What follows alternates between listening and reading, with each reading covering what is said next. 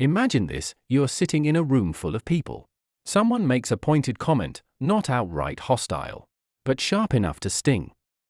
The room goes quiet. Your heart begins to race just a bit. A choice appears before you. Do you speak up? Defend yourself? Or do you retreat into silence?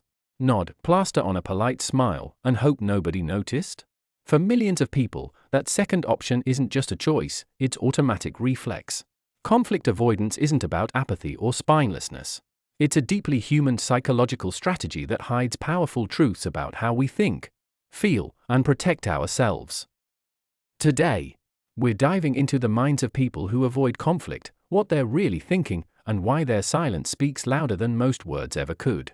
If you've ever shied away from a difficult conversation, let things go even when you felt wronged, or felt your stomach drop at the idea of confrontation, you're not alone.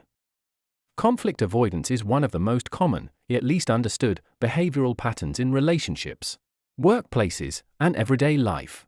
The surprise? Those who avoid conflict aren't weak. Often, they're highly sensitive, deeply attuned to others, and carrying silent burdens no one ever sees.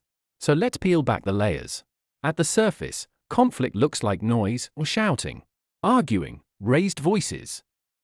But psychologists see conflict as a trigger. For some people, that trigger sets off an internal alarm system that feels unbearable. Their brains link conflict with emotional danger. Not physical danger, emotional danger. The kind that threatens their sense of safety, acceptance, and belonging. Why?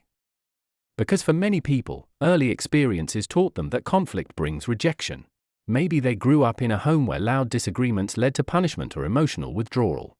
Maybe they learned that love equals peace, and peace equals suppressing discomfort. So over time, their nervous systems developed this rule: conflict equals danger. Avoid at all costs. Inside the mind of someone who avoids conflict, a cascade of thoughts unfolds in an instant, faster than conscious awareness. Let's imagine what that inner monologue might sound like in a stressful moment. If I speak up, they'll get angry. If they get angry, they'll reject me. If they reject me, I'll be alone. Alone, that's unbearable. Before they even realize it, their body has already shifted into survival mode. Heart rate increases. Thoughts scramble. The safest option becomes retreat. Their brain says, better to be wrong silently than unsafe openly. But this avoidance isn't always about fear. In many cases, people who avoid conflict are highly empathetic. They feel emotions intensely, both their own and others. They pick up on tension long before anyone else does. They sense subtle shifts in tone, body language, or expression. This hyper-awareness becomes both a gift and a burden. For example, in a group project at work, someone offers a flawed idea. A conflict avoider might instantly spot the problem. But instead of offering constructive feedback, they hold back. Why? Because in their mind, pointing out the flaw could disrupt harmony, make someone feel inadequate, or spark defensiveness. They think not. This idea might hurt the outcome, but my feedback might hurt their feelings. Their priority isn't being right, it's preserving emotional equilibrium. That's not weakness. It's a deeply human drive to maintain connection and safety. Now here's where it gets tricky. Avoiding conflict might feel like peace in the moment, but in the long term, it often breeds something much more toxic: resentment. Because when someone continuously sacrifices their truth for harmony, those unspoken feelings don't disappear. They accumulate like storm clouds, quiet at first, but heavy and dense over time. And eventually, they can burst. This is why many people who avoid conflict struggle with simmering frustrations, yet never express them until one small thing finally breaks the dam. Then suddenly, they explode, not at the big issue, but at the weight of all the silence moments before. So what's really going on inside their minds? Let's unpack the most common psychological drivers. 1. Fear of rejection. Humans are wired for connection. From infancy, we depend on others for survival. So when someone anticipates rejection or social exclusion, the brain lights up threat centers as if physical danger were approaching. To a conflict avoider, rejection isn't abstract, it feels like collapse. Their instinct is to preserve connection at all costs. 2. High emotional sensitivity. Many conflict avoiders experience emotions deeply. They feel joy intensely and hurt deeply. This emotional richness makes them empathetic and compassionate, beloved by friends and partners. But it also makes conflict feel overwhelming. For them, a tense discussion isn't just a conversation, it's an emotional earthquake. 3. Internalized self-doubt. Some who avoid conflict carry beliefs like, "What I think doesn't matter," or "My feelings are less important than others." These beliefs aren't born from weakness, they're learned from repeated experiences where speaking up led to dismissal or punishment. Over time, the internal voice tells them to stay small, stay quiet. 4. The need for control through calm. Interestingly, conflict avoiders often crave control, just not in the ways most people think. They try to control the emotional climate around them. If they can prevent arguments, they believe they can prevent pain. So they preemptively avoid anything that could disrupt peace. So how do conflict avoiders break this cycle? It starts with reinterpreting conflict not as danger, but as communication.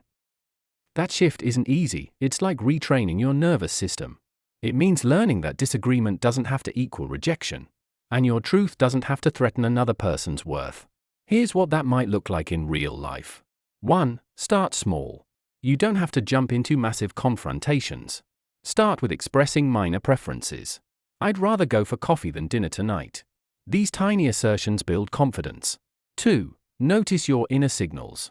Pay attention to physical signs, tight chest, racing thoughts, urge to retreat. These are indicators of fear, not truth.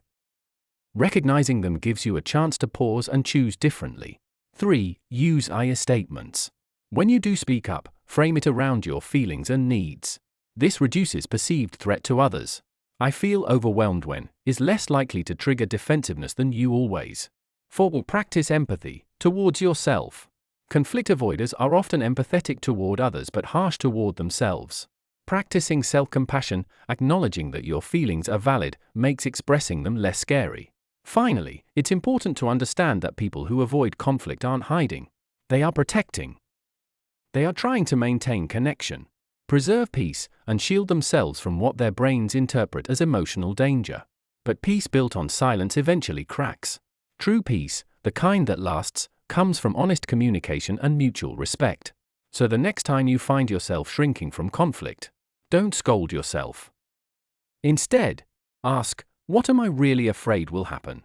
What am I protecting? And what might happen if I speak my truth with kindness? Because at the heart of conflict avoidance isn't weakness, it's fear. And fear, like all emotions, can be understood, faced, and transformed. If you found this exploration illuminating, consider what voices inside you are quiet right now, and what might happen if you let them speak. The first step toward change isn't confrontation, it's awareness. And that's where your journey begins.